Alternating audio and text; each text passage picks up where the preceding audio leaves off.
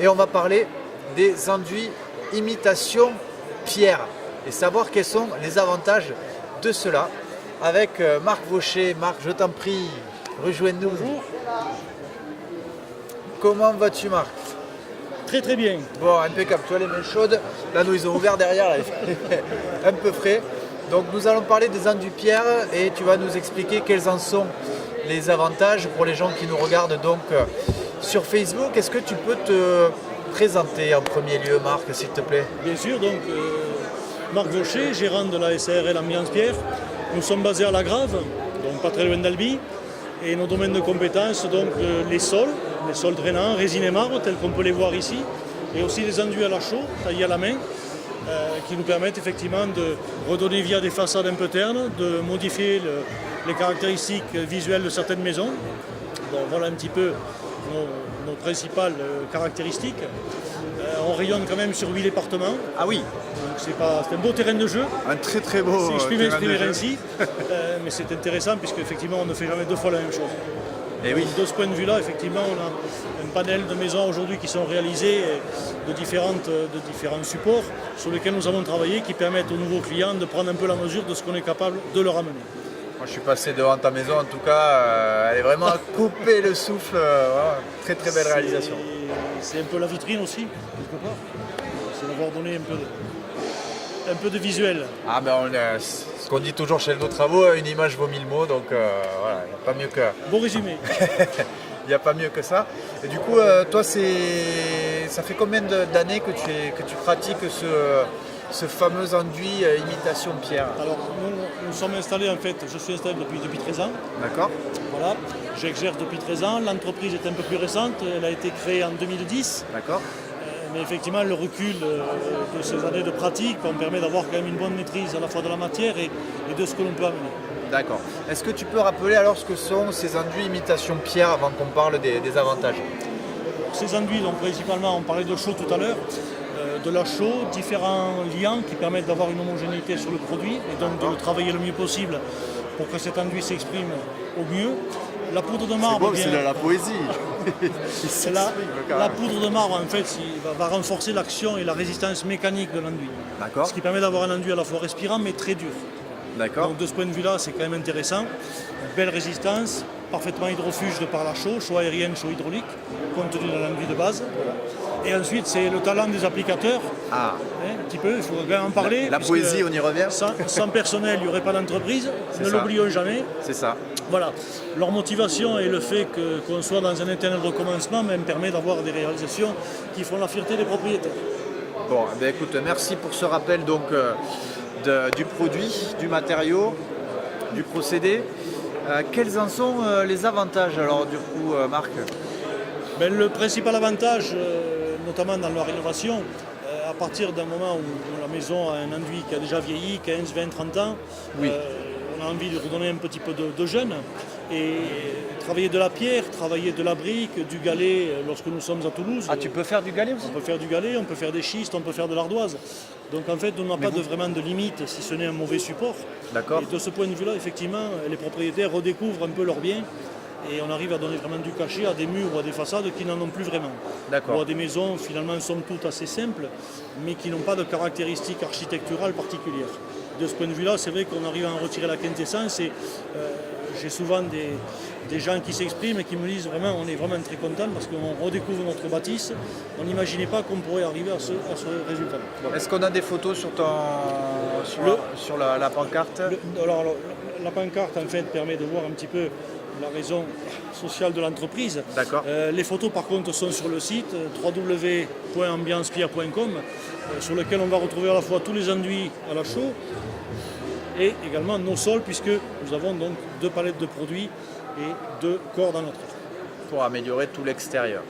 Donc un premier avantage du coup de cet enduit imitation pierre qui est vraiment l'esthétique et redonner une nouvelle vie à des façades. Tu fais qu'une façade généralement ou tu peux faire autour de la maison? On peut travailler différemment une façade. Ça va bien sûr dépendre du budget que les gens ont envie d'allouer à cette phase de travaux. On peut travailler toute la maison. On peut faire un porche d'entrée qui aura aussi pour effet de modifier singulièrement la porte d'entrée qui est quand même un peu le vecteur de la maison. C'est vrai. Donc il n'y a pas de limite, que ce soit au niveau du budget ou au niveau des goûts et des couleurs. Pas de souci, on s'adaptera. Tout est faisable. Ce qui est intéressant, c'est qu'outre l'aspect décoratif, on a un enduit qui est quand même avant tout un enduit protecteur. D'accord. Maison neuve par exemple, puisque nous faisons du neuf aussi, cet enduit à la chaux va avoir pour effet de protéger la maison comme tous les enduits. Il est travaillé en épaisseur convenable entre 12 et 15 mm minimum jusqu'à 25. Donc on a une véritable protection de la bâtisse. Et en plus, on joue sur l'aspect esthétique, comme je le disais précédemment. Quand tu dis protection, c'est protection thermique, On va jouer très très peu sur l'aspect thermique. Très peu. Ce n'est pas la vocation première de ces enduits. Par contre, au niveau des intempéries, il est fait pour ça. D'accord. Les pluies, les intempéries, voilà. Cet enduit, la chaux absorbe l'humidité, mais la renvoie, puisque comme la chaux hydrofuge, on a une respiration véritable de l'enduit. Qui est important. Et c'est tout à fait préconisé, notamment lorsque les bâtisses sont édifiées en briques monomures, qui sont des briques en terre cuite mais très respirantes. D'accord. Donc il ne faut pas bloquer ce process de respiration et donc on arrive à quelque chose de parfaitement compatible. Dites-nous si vous avez des questions pour Marc. On est là pour y répondre en direct. Et puis si on ne les a pas en direct, que vous regardez ce live en replay, n'hésitez pas à les mettre aussi. Je suis sûr que Marc restera connecté sur ce live pour pouvoir répondre à vos questions. Quels avantages on peut avoir? C'est sur l'intérieur aussi peut-être? C'est pas que j'ai vu des très belles réalisations en intérieur. Nous avons beaucoup parlé de l'extérieur, mais les intérieurs ne sont pas oubliés. Très souvent, lorsqu'on veut redonner un cachet dans une pièce, modifier un peu le décor, une cage d'escalier par exemple, salon, séjour, cuisine, puisqu'on fait beaucoup de cuisine également, ça peut être tout à fait intéressant. Et à ce moment-là, on va avoir un seul mur ou un mur plus un encadrement de fenêtres qui va modifier singulièrement aussi l'intérieur de la maison. Ah, l'encadrement de fenêtres, oui. Tout à fait. Toujours est-il qu'il faut avoir présent à l'esprit que nous sommes en intérieur, il ne faut jamais alourdir la pièce. Il y a quelquefois des demandes de personnes qui n'ont pas forcément le recul nécessaire, on voudrait faire toute la pièce. On est là pour les conseiller et d'arrêter un petit peu de façon à modifier. On est là pour décorer mais ne pas alourdir. De ce point de vue-là... Conseil d'expert, attention, c'est l'expert qui parle. Quelques touches successives feront beaucoup plus que systématiquement travailler sur l'intégralité des murs. D'accord. On peut travailler, c'est dommage, on ne peut pas vous le montrer de là, mais moi je vois le stand qui est à côté. On peut travailler des niches, je vois aussi. Alors on peut carrément créer des fresques murales, taillées à la main, dans le vif. Ça peut être aussi la petite cerise sur le gâteau. Nous avons quelquefois des demandes pour une croix occitane. Je dirais que c'est de circonstance sur Midi-Pyrénées, mais on peut faire un animal, on peut faire un blason, on peut faire beaucoup de choses. Est-ce qu'on peut faire mon portrait? Absolument.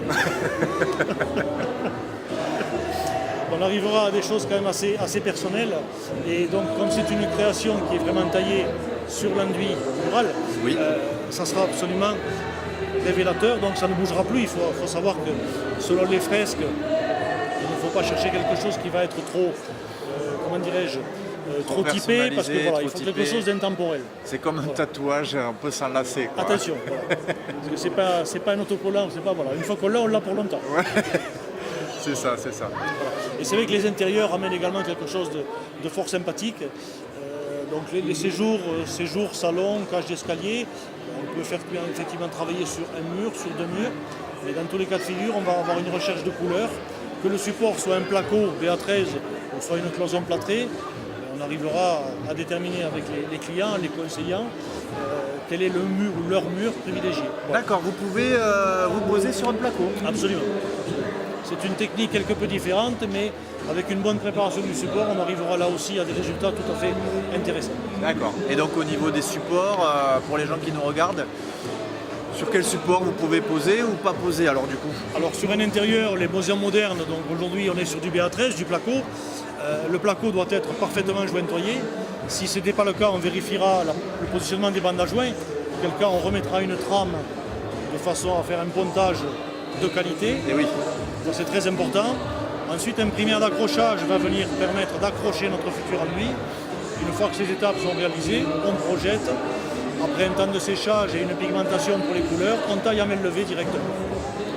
Pour les fresques que je vois d'ici encore, il y a un pochoir, parce que là c'est de la sculpture quoi, en fait. On est vraiment sur de la sculpture. Ouais. Donc là on peut parler d'un réel talent de l'applicateur.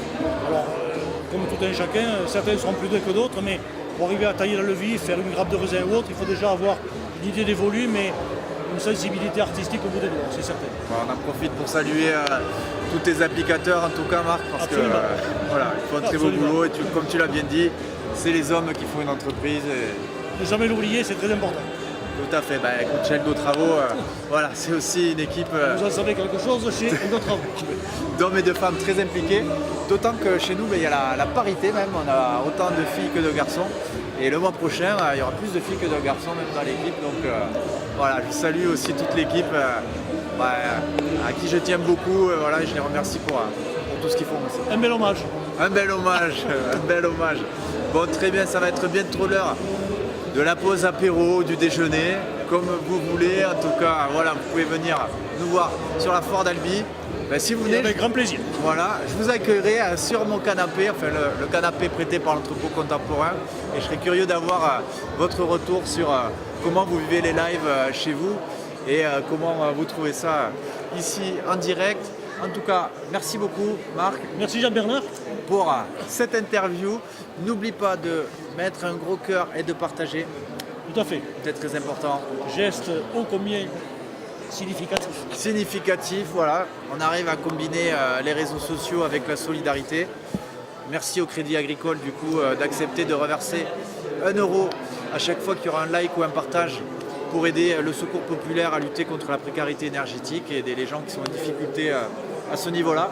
Une belle cause. Pour se chauffer, c'est une belle cause et c'est lié à ce qu'on fait, d'aider à chacun à se sentir bien chez soi, à réussir ses travaux. Donc écoute, merci Marc. Jean-Bernard. Très bon salon. Merci beaucoup.